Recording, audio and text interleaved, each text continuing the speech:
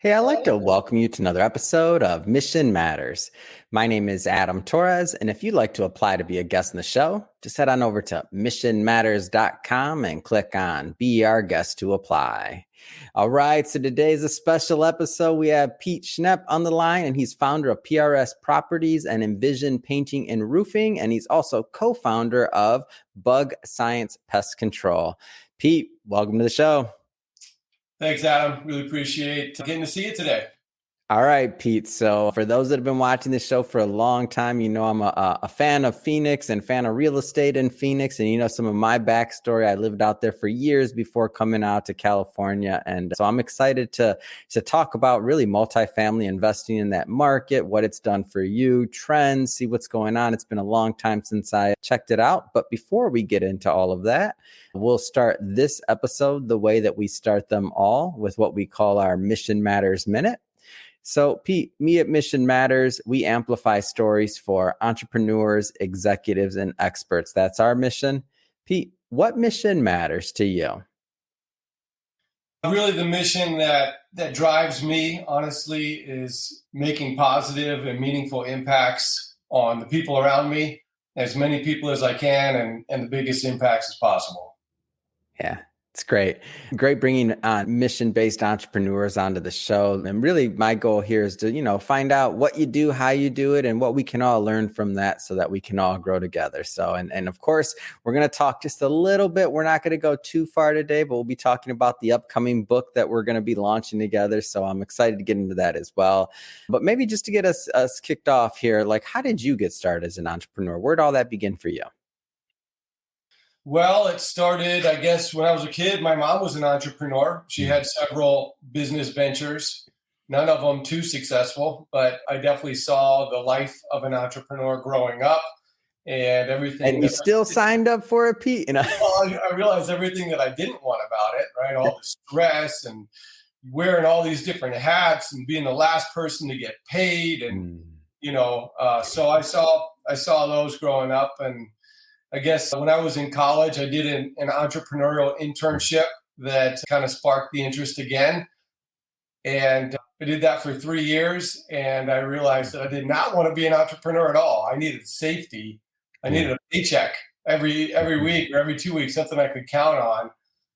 So after college, I went into home building or construction management, and I worked for home builders. I got a paycheck and bonus opportunity. So I did that for a while, did really well at it, and went through the housing boom and bust of Phoenix and of, the country really, but we had it really bad here. And then I decided, what I realized was that I was never going to reach my goals as an employee, at least what I was doing, right? And so I came to the realization that I had to go into business for myself. Mm-hmm. And was that boom, I'm just curious, timeline-wise, was this around 2008, that boom and to bust? Yeah, 2008. And you lived that out in Phoenix, is that right? Exactly. Yeah, I was managing all the homes being built for the investors that were buying them up left and right. Yeah. And I was building them for them. So I saw a ton of people get really, really rich. Mm-hmm. And then I saw all those people lose everything that they had. And I saw the subcontractors that we were using to build the houses go bankrupt. Yeah. I saw it. It was crazy firsthand. And I wound up losing my first house in that too. So I was a young professional watching it happen to everybody else and watching it happen to myself. But at that time I didn't have a whole lot to lose. So I didn't get burnt too bad, but the experiences have never left. Right. Yeah. It was a crushing time. I remember. And I was just a little bit younger, just coming out of college. And I remember getting out there, and I was a couple years in. I think I moved to Phoenix originally in like 2006. So I was probably like 2 years into my career. I wanted to buy in the market. I remember 2006 to 2008, it was like every week you'd see property values just skyrocketing. And like on paper, I mean, California investors and out-of-state investors just driving the market out to these ridiculous valuations. It's like it doesn't matter if you doubled somebody's rent in some cases, you still couldn't like have positive cash flow on a particular property, depending again on the class, the property, all that stuff. stuff. But yeah, it was some wild times during that time. I remember that. And I remember looking at the market, and and the reason I bring that up is because as we get into the multifamily investing, what you do, it's definitely not that. Like it's a whole different investment thesis. There's a different, kind of approach to what you're doing. And we're going to go into that as well. But I think what I want to go with first is like, when did you decide to maybe start? So you go to become an entrepreneur. Which business came first? Because I know you have multiple. So what kind of came first there? So when I was an employee in construction, I got my real estate license because I saw so many realtors doing well. I knew that if I could get that, even if I did a couple of deals or just use it on my own for my life, I'd come out on the positive side. But I started dabbling in a couple of deals. My first real estate deal ever was actually I got a deal under contract. I think it was on the MLS. I had a realtor, and I had no money to buy this property. And then I went on Craigslist and I marketed it. I put it up for sale, saying that I was selling my contract, and I assigned my contract to somebody else for $5,000. Wow! And I was like, I don't know, 24, and that was my first real estate deal ever. It was crazy. Wow. It was too good to be true. I mean, it definitely took some work to do that. But anyway, I wasn't really in the real estate business then, but I had my license. But then in 2007, I guess I started my painting company, at least on paper. And I started kind of running it on the side while I was still employed. And then it started taking off. And eventually I wound up working my way out of the employment and full-time into the painting business.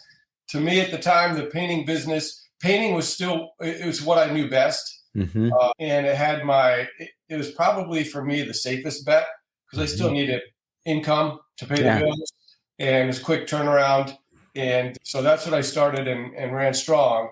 That was really the main business for so many years. But along the way, for 10, 12, 15 years, however long it's been, I've been taking, as much profits as I can at the end of the year or middle of the year, whatever I've got built up, and buying rental properties. And it started with my first, home that I lived in, and I moved out. I got another home, but I didn't sell that first one. I kept that as a rental, and I still have that one today. So I guess I was really in the painting business first. I did sell a few houses here and there, but it was really just like a side gig. And then I was buying properties for the long haul. Yeah. And then, so I love the kind of methodology, like how you methodically built, one business, and then you started investing the capital. And because the reason why I'm a fan of your story, number one, and I like to kind of draw it out a bit, is because sometimes people, get this idea that to be an entrepreneur or to do certain things, you have to be this, Mark Zuckerberg or do this or do that, or like trying to, come up with this new invention or idea. But like, there is money to be made in the traditional businesses. So whether it's painting, or we'll talk a little bit about your other business as well, and bug control and like all these other things, like there's money to be made and there's value to be, given into these different marketplaces. So take me a little bit further down the story. So now you got some houses going, or some rentals, painting business is still going strong. What happens next? I just kept going and picking up steam, really. And I had the methodically building, right? You're a builder. Methodically building. Yeah. And we lived clear, deliberately, and purposefully. So to me, love it. Real estate was the end game. And building the painting business was great, but it was a high paying job. So, it could have been a sales job or whatever, but I had to wear all the hats, and there's the ups and the downs of being self-employed. But I knew that I would never get, true wealth comes from real estate or other methods. And a painting business, a local service company, maybe people can build them real big, but the odds of doing that and the effort to do that, to me, was way too great. I don't want to work that hard. Yeah. And so I realized that the path to earning money while I sleep and generational wealth and eventually not having to work for money was going to come from rental properties, because I already like real estate. I know construction. I have my license. Like, this is what I love. So I knew that was the end game. And once I determined that, I mean, don't get me wrong, I love the painting company as well. I Of course. love all the customers that I interacted with. Absolutely. We make a lot of positive impacts through Mhm. that company, either directly to our customers or through the Mhm. community. So I loved it, but I used that basically as a means to an end. My amazing wife and my family, we live modestly. Yeah. And the problem with most people is as they start earning more money, they buy a Mhm. bigger house, they get bigger expenses, they get bigger cars.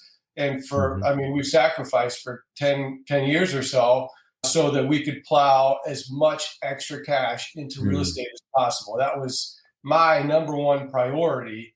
And in hindsight, I'm glad I did.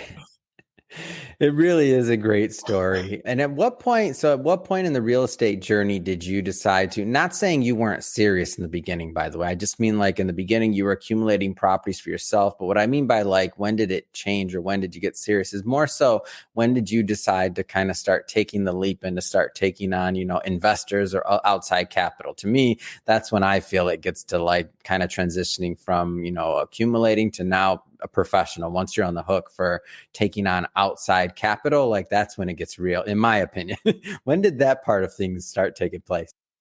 Yeah, well, I mean, you're so right. When you're buying properties on your own, there's a lot of pride that I had in that, building a self-funded Mhm. portfolio and not having to answer to other investors. But at the same time, when you work as a team or with partners, you Mhm. can go a lot further. For sure. And so most real estate investors come to that conclusion and they either die off and level off, or they Mhm. push themselves out of their comfort zone and go forward. And so I've done that. I guess it's been a few years now where we started allowing friends and family to invest in the deals, Mhm. in some accredited investors. We're not a big firm like some of the big national companies that do that on a huge equity scale. Mhm. But there's something to be said when you've got a good system down that you're doing well in, and you can Yeah. share in the profits with people that you like and Mm. people that trust you and believe in you.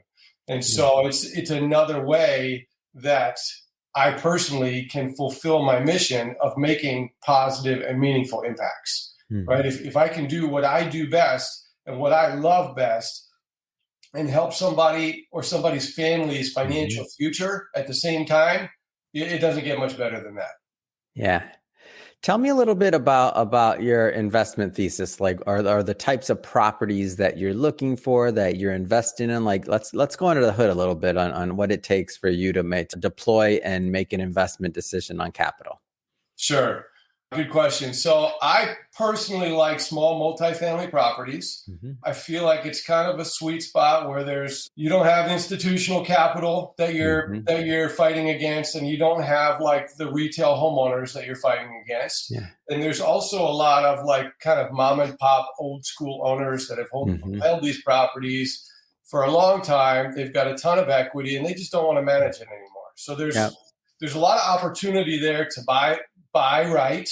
And once they're fixed up, I can easily manipulate them by Mhm. improving them, getting the rents up to market rate, and managing it properly to Mhm. find the upside on the valuation, right? And so Yeah. the other thing is multifamily is, people are always going to need apartments. So I generally like something a little bit older, like a B or C class.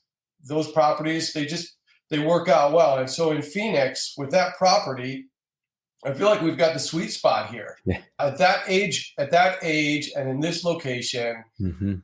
it's not easy, but Mhm. you can find properties that cash flow really well Yeah. and have a lot of potential for natural appreciation over time. Mhm. And you've got the forced appreciation when you buy it right and do all the Yeah. things that I just mentioned.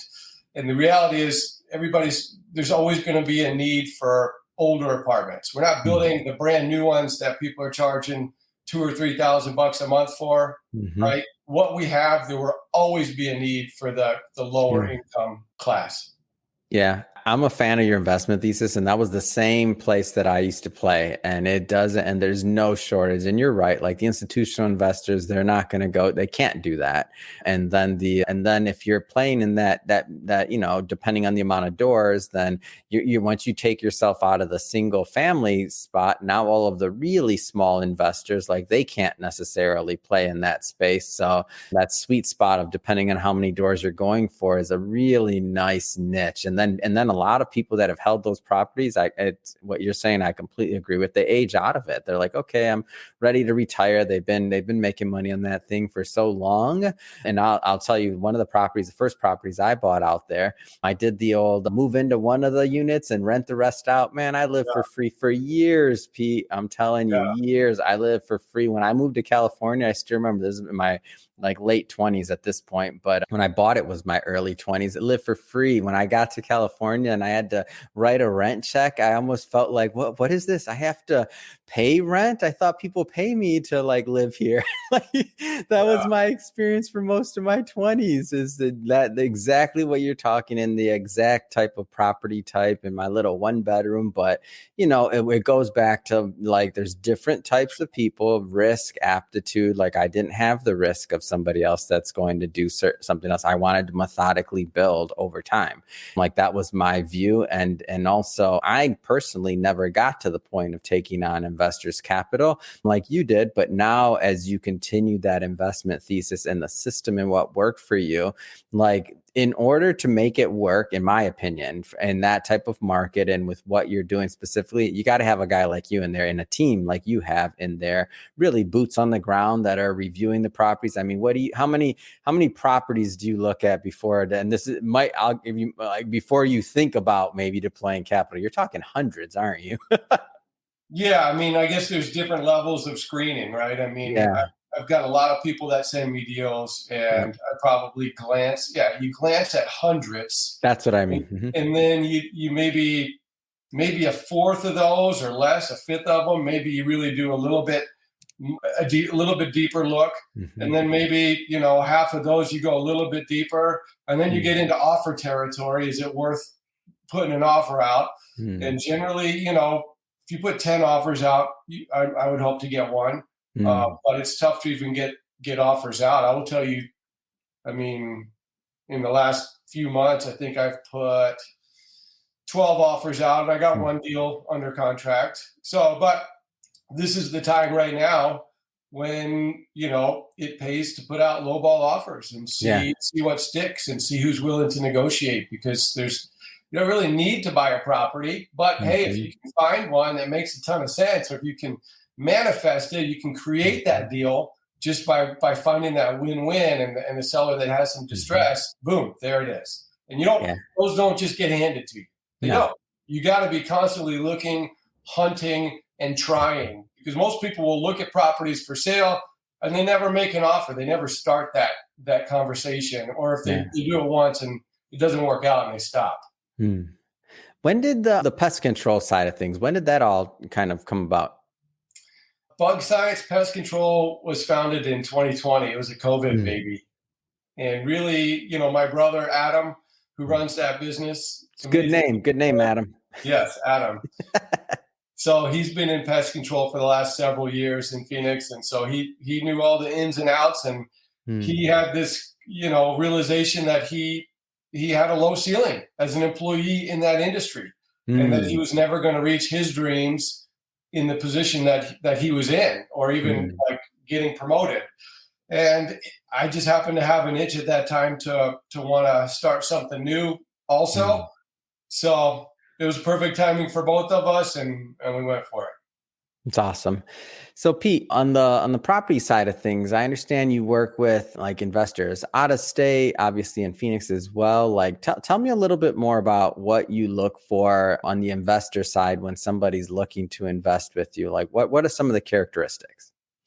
So we usually have $100,000 minimum investment, and that's really just because we want to be able to do deals with simplicity and not have hundreds of people to report to. So the fewer the better. But generally, it's friends and family or people that know me or are familiar with me. And then if somebody else is interested, we get to know each other. And so that they feel like we are friends at a certain point and they trust me. But yeah, the investing program, really, it's a no sweat program for the investors. They don't have to do anything. I operate the business. I use my resources here in town. Basically, I'm buying the property and I'm bringing in investors to help fund it, and they get to share in the profits. And it's a pretty nice deal. Yeah, it's awesome. Any particular areas? You mentioned kind of size of property, multifamily, of course. Any different areas you target versus others, or is it just the deal, like you spread out across the valley? I really like Mesa. That's where I've got several properties. It's one pocket that cash flows and has appreciation. What else? I've got a couple properties in Gilbert, which is really good. It's tough to cash flow in Gilbert. Yeah. Now it is. And then I've got some more in Phoenix. I'm in like kind of north central Phoenix and south central Phoenix. Those are where I'm at right now. But there's areas that I'm looking at as well, in Phoenix Metro that might work. You've got older areas, which like downtown Phoenix, where they're built in the 40s, 30s, 40s, and 50s. I don't like those. They have too many repairs. They kill your cash flow, right? The newer stuff, nicer stuff in Scottsdale, you don't get any cash flow. You're lucky to break even, and you're banking on future appreciation. Glendale is an area I don't have any right now, but it could potentially work in Glendale. So depending on the age of the property, the location, those are kind of what I look at. And then what value can I add as well? So I was talking to another broker today. They asked what I'm looking for. I'm not going to buy anything that somebody else already fixed up. Okay. If you have someone that bought it a year ago and is trying to sell it for retail now, that's not me. But I'm also not looking for something that needs a complete gut. So like an ideal scenario, just visually thinking about it, right? Okay, let's say you got a mom and pop owner and they've owned it for 20 years and they never go to the property. They never go visit it because they don't want the tenants to come out and ask them to replace the windows, or their door doesn't close right and the washing machine is broken. They don't want to go out there and get a laundry list of stuff to fix. So they never go look at it, right? And the tenants, when they see somebody new walking on site, they don't go outside because they know they're paying under market rent. Yeah. That might be the owner or the manager. I don't want them to see me because, the place next door charges $200 more a month. Yeah. Got a rent increase notice yet. So like they're hiding from the rent increase. So that's almost like an ideal scenario because you've got deferred maintenance, you've got under market rent. I can come in there and add so much value to a property like that. It's just, that's the perfect scenario. Yeah, it's great. And there's so many of those out there in that market, like what you just described. And it's funny to hear you say it because that's exactly how it happens too. Yeah. It shows your level of experience though also with these properties. Like that's exactly what happens. So I want to spend a moment or two. We're not going to go too far into this piece of it today because we'll be bringing you back on the show for part 2 of this interview series. But we have a book coming up that we're going to be launching together. Keeping it high level. What are some of the things you hope to propose in the upcoming book? In the book, I'm writing the book for a few reasons. Really, one is it's kind of a bucket list thing, and you guys make it nice and easy to fulfill that. 2, I want to teach, some of my lessons that I've learned to my kids, and specifically around the importance of buying and owning real estate, right? Because I firmly believe. Well, I was told one time several years ago, there's 3 ways people get wealthy in America. One is by owning big business. One is by owning stocks, and one is by owning real estate. Those 3 things, or a combination of all. Real estate was just what I love the most, and it can truly provide wealth and time freedom that a lot of other things can't. But it's not easy, and it takes time. And so that's kind of a high level overview of what I'll be talking about. I'm going to cut you off there. Don't worry, because we're going to do a whole nother interview on that. And you better believe I have more questions. But for today, first off, it's been great having you on the show, Pete. Been looking forward to doing this for a long time with you. You got your business growing. You're putting in offers on properties. Congrats. You got one under contract you mentioned. I'll just ask, what's next? What's next for you? What's next for your businesses?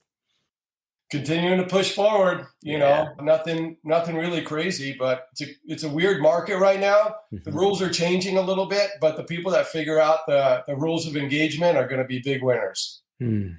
Well said. If somebody's watching this and they want to follow up and they want to connect with you and your team, what's the best way for them to do that? Yeah, you want to shoot me an email, that'd probably be the best. It's Pete, Pete, at prs.properties. Fantastic. And we'll put a link to that in the show notes as well, to the website as well. And definitely want our audience to go and check it out. And speaking of the audience, by the way, if this is your first time with Mission Matters or engaging in an episode, we're all about bringing on business owners, entrepreneurs, and executives and having them share their mission, the reason behind their mission, really why they do what they do, like what gets them excited and motivated to go out into the market and to make a difference. If that's the type of content that sounds interesting or fun or exciting to you, we welcome you. Hit that subscribe button. We have many more mission-based individuals coming up on the line, and we don't want you to miss a thing. Pete, again, been a pleasure having you on the show. Can't wait to the next time we get to do this. Thanks again for coming on. Thanks, Adam. Take care. We'll see you soon.